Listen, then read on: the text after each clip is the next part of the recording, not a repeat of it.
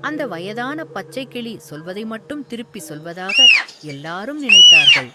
தினமும் கோயில் சுவரில் அமைதியாக உட்கார்ந்து மக்களை பார்த்து கொண்டிருக்கும்.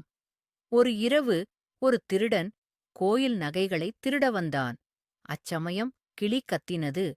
இடது. மரத்துக்குப் பின்னால். திருடன் நடுங்கினான். எங்கு ஓடியாலும் கிளியின் குரல் பின்னால் வந்தது.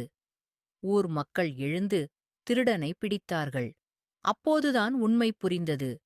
கிளி சொற்களை அல்ல, நிகழ்வுகளை நினைவில் வைத்திருந்தது. அந்த நாளிலிருந்து கிளி மதிக்கப்பட்டது.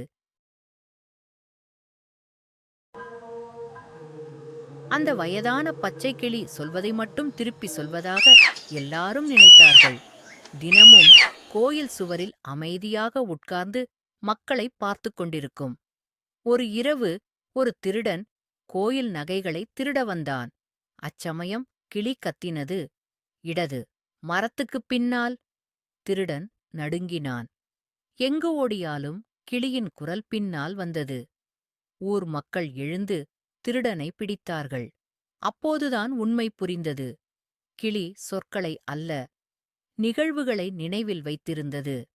அந்த நாளிலிருந்து கிளி மதிக்கப்பட்டது.